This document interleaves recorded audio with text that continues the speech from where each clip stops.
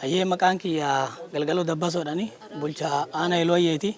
Fulaan amma itti argamtuni godina Booranaa Aanaa Ilwayyee ganda horsiisee bulaa Saariteetti argamna. Akkuma isin arguu jirtan tuni uummati godina Booranaa bara 5 dabre yookaan roob 5 dabre sababa hongeetiin baay'ee miidhamaa ture.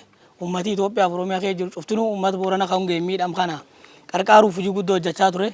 Haa ta'uutii har'a fulaan itti argamu kun iddoo kuusmarraa loon kennaaf itti kuufannu hojii tana dhaadannoo guddoo tokkoon hojjenne waan keessa dabarre qaabachaa hojjechuu qabna jennee dhaadannoo kanaan hojjenne wanni keessa dabar hongeen dabre namallee miidhee horiillee miidhee kanaaf rakkoo keessa dabar kan qaabannee hojjechuu qabnaa jennee dhaadannoo kanaan kaane akkuma beekan marri isaan armaa agartan kun durii sulultaa nuuf faamaa ture. Sulultaa as margi waan hin jirreef sulultaa asii faamaa ture. Har'a akkuma argamu kan marra beelii 47 istoor keessatti kuufannee qabna. Marri kun marra facaasaniiniti. Marrum uumamaan bahe laf dheedumsa qabnu kunuunsinee tuttuqa gargararra bilis gooneetiin daangessinee uummatillee hirmaannaa gargaraatiin bahee asitti hojjechaa ture. Kanaaf marri durii sulultaa asii faam kun har'a seenaan sun jijjiiramee Boorana gar biraatti geejjibsiifamuun akka danda'amu hojii qabatamaan hojjanneen garree jirra. Asitti arguu qofaaniti uummati horsiisee bulaa abbaa warra 1,100 ganda kan keessa boroo fi duuba kuufachuu jalqabee jira jechuudha. Hojii hubannoo asitti argateen abbaa warra 1,100 boroo fi duubatti akkuma kana mala aadaatiin marra kana tuulachuu jalqabee jira. Hojiin kun hojii qindoominni uummataa fi biiroo misooma jallisii horsiisee bulaa, biiroo qonna Oromiyaa, waajjiraalee sadarkaa godina jiranii fi hirmaannaa hawaasaatiin laf dheedumsa xiqqeessin akka aanaa kennaatti potenshaaliin kun karraa argame lafa hektaar 63 qabna jechuudha. Aksaariite qofatti ganda kan qofatti hektaar 63 qabna. Ganda kan bir dabree Oromiyaa guutuu potenshaali ga'uu danda'u akka harmatti argamu bal'inaan qabatamaan hojii hojjanneen arginee jirra. Kan qofaaniti kan caalaa jabaannee hojjechuu qabnaa jennee aanaa keenya bir dabarree yoo xiqqeesse aanaalee godina Booranaa 11 raabsuuf dandeenye jirra jechuudha. Bon dabre adoo beelii 203 taate waan qabnuun if bir dabarree akka dandeenyu uummata keenya gargaaruu jalqabnee jirra. Kan caalaa jabaannee hojjechuu qabna. Kan qofaaniti amnu akka aanaa keenyaatti marraaf yaaddoo hin qabnu. Godinaalee keenyallee aanaalee muuxannoon kun hin jirretti babal'ifnee gargaaruuf illee hojjechuu jirra. Sunniiti carraan hojii dargaggeessaaf akkasitti uumamu hojii guddoo hojjechuu jirra jechuudha. Waldaa gargaraatiin ijaarree hojii dhabaa irratti gurmeessine horii gabbisuu asitti jalqabuu fi akka karooraatti hin qabna. Kanaaf hojiin kunuunsa laf dheedumsaa yoo irratti hojjan rakkoo Booranaa rakkoo beelladaa hiikuu akka dandeettu qabatamaan ganda Saariitii keessatti mirkaneessinee jirra. Ganda bon dabre deeggarsaan kan dhufe marra beelii 21 qofa akka aanaa keenyatti jechuudha. Marra beelii 21 arganne har'a garuu roob yeroo tokko callaan marra beelii 47 qabna. Roob ganna kanaan duubatti caamsaa jalqabnee marroo lammeessoo fi naamannaa jechuudha. Kanaaf marri beelii 100 olii haamuu qabnaa jennee ejjannoo kanaan hojjechuu jirra. Birrii yoo shallagamu marri kun gabayaarraa beeliin tokko birrii 250 birrii 300 gurgurama. Kaan marmee jiru yoo beesee jijjiirame birrii miliyoona 10 ta'a jechuudha. Kanaaf horiin guddaan naannoo kan jiru carraa hojii kana waamuu danda'u. Uummati ammoo wabii horii isaa xiyyeeffannoo mootummaan naannoo Oromiyaa kenneeni durii wabii nyaata nama mirkaneessinaa jedhama. Har'a ammoo wabii nyaata horii kennallee mirkaneeffachuu qabnaa jennee marra akkasitti istooratti tuulanneetiin jirra. Muuxannoon kun akka aanaalee keenya keessa babal'atu aanaaleen hedduun hojii kan jalqabaniitiin hojjechuu jiranii kan caalaa jabaannee hojjechuu qabnaa jedhee uummati keenya hojii argirra akka humsi cimaa horatee lafa dheedumsa kunuunfatee wabii nyaata beelladii fi mirkaneeffachuuf hojii kan hojjechuu jira waan jedhu galatooma. Eshi galatooma bakkee namatti argamnu kun aanaa Ilwayyee jedhama. Kanaan dura piroojeektii tokko ilaallee gara dhufneerra.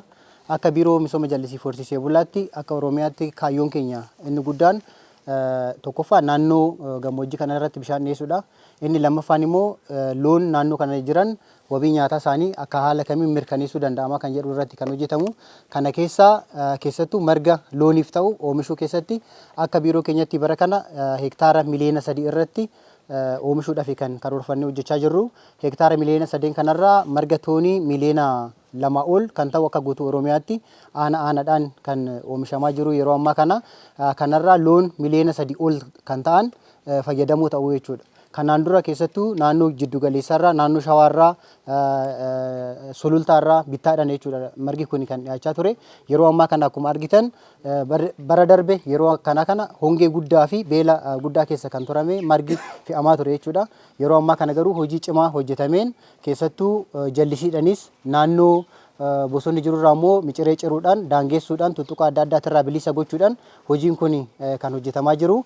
Akka waliigalaatti godinaalee 8 keessatti hojiin marga oomishuu kun bal'inaan jechuudha kan karoorfamee jiru. Akkuma isin ibse hektaara miliyoona 3 irratti karoorfanne marga toonii miliyoona 2 oomishuudhaan gara beellada miliyoona 3 ol kan ta'an yeroo ammaa kana hongeen illee yoo dhufe dandamachuu akka danda'aniif hojiin guddaan hojjetamee jira jechuudha. Haala kanaan godina Booranaa keessattis istooriin akkanaa kun gara istoorii 6 kan ta'an aanaalee adda addaa irratti ijaaramanii margaan yeroo ammaa kana qabamanii jiru jechuudha. Maqaan kee Galma Obdaa Dibaati. Jiraata aanaa Ilwayyee gandi Saariteeti. Wanni kun waan durii qunnama ture. Marra kufachuun kullee waan amma tan ka'ee jiru. Wamma bon duraan markan sulultaan ufaani bon kanaan dura ammoo nuu yarma namaa faani. Akka aanaa keennatti ganda kanaatti asii kuufannee marra kana asii namaa faani. Nuuyyuu akka aanaa Borborifa akka aanaa Waacillefa akka Dubuluu ifa armaayyuu faa turre bardabre. Eegi immoo markan kuufachuu jammarree takloon bonaan nurra doone dandamachuu jiran jechuudha. Waaqillee hirmaan nurra qabuu jira. Akka dansaa gargaarsa irratti arganne wanni qardaaf dabartee waan qardaaf silaa sun dhaqqabanii wanni amma jira immoo faayidaa guddoo irraa argachuu jira. Dansa deeggaramuu jira. Akka dansa namallee deeggaruu jira. Wanni immoo umteen nadi qool ta'eetiin markan kuufachuuf nu barbaachisu malee lafti sun immoo lafa istaar hedduutti qalamee jira. Daandii hin qabdu. Umti namaati ol lafti sun daandii hin qabdu karaan hin jiru. Namaati hin deemuuf immoo lafti sun lafa dhoqqee qabdu. Namaati ol ammallee haamichi marrarralleetti namni dandee haamuu hin danda'u waan maashinii wayii hin ta'in haamanii agan kuusuu hin danda'u. Umteen nadi qool waan taate malee akka dansaa kuufanneetiin gargaaramuu jira jechuudha. Nama hedduuluu gargaaruu jira jechuudha. Akka aanaa keenya kanaatti nama hedduuluu gargaaruu jira waan jedhaati keenyatti. Kanaan fayyadamuu jira. Waan dansaarra agarree immoo waan dansaarra dhageenyellee. Namallee hedduu hubachiinyee hubatee akka keenyatti aanaan hedduullee kan irraa hubatee itti faananii sulultaa marree faam dhibiin hin jiram saarii sun irraa faame jechuudha. Lafi istaar hedduu qabnaa amree akkuma kiree maqaadhaan suni istaar sun cufaayyuu akkasuma kalamtee faaniin daangeffannee daangaa qabdu jechuudha. Namni ganna kee ba'aniiti waan gisee boonatti dandamatan. Namaati naamamuu jira marri kun guddaa isheen xiqqa jechuu jira malee namaati naamamuu jira jechuudha. Namaatti akkaan tolchuu jira waan namaati. Akka silannii aga deeggarsi dhibiyoo sila wanni waan faayidaa qabaataa namni itti irraa argatee sila deeggarsa illee guddoo daandiillee hin qabu maashina illee itti tolchan barbaanne jechuudha.